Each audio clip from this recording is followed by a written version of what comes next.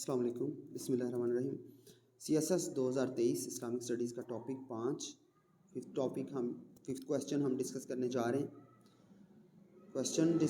Solution discuss करने से पहले मैं आपको बताना चाहता हूँ कि क्वेश्चन नंबर 2, 3 एंड 4 के लिंक्स जो हैं वो डिस्क्रिप्शन में दिए हुए हैं, आप वहाँ से इस्तेफ़ादा हासिल कर सकते हैं। प्लीज़ कमेंट करके अपना फ़ीडबैक ज़रूर दें, और अगर आप चाहते हैं कि किसी सब्जेक्ट या टॉपिक पे आपको मटेरियल चाहिए सॉल्व में, तो वो भी कमेंट में बता दें। Thank you.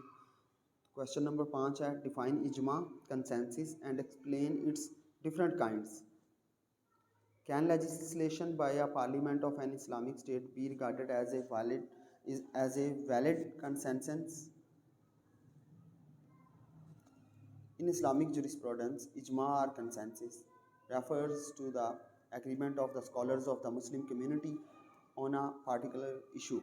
It is considered as one of the sources of Islamic law alongside the Quran, Sunnah, the teachings and the actions of the Prophet Muhammad SAW, and Qiyas, analogical reasoning.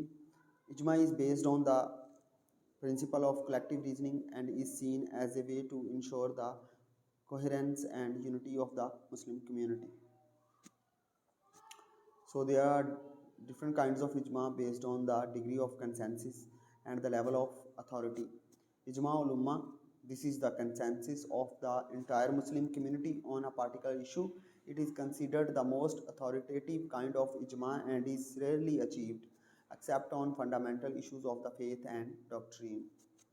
Ijma ul-Aima. This is the consensus of the leading scholars and jurists of the Muslim community on a particular issue. It is considered a strong and reliable source of Islamic law, especially in matters of jurisprudence and legal interpretation.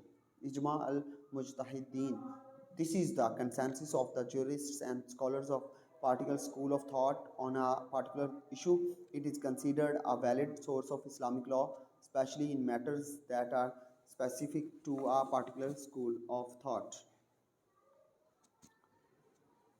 Regarding the legislation by a parliament of an Islamic state, it can be regarded as a valid consensus if it meets the conditions of ijma.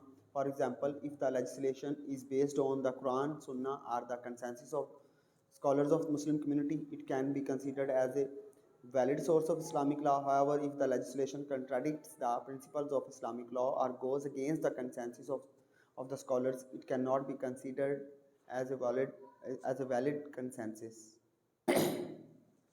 Moreover, the concept of ijma is not limited to the scholars of the Muslim community, but it also involves the participation and consent of the wider Muslim public.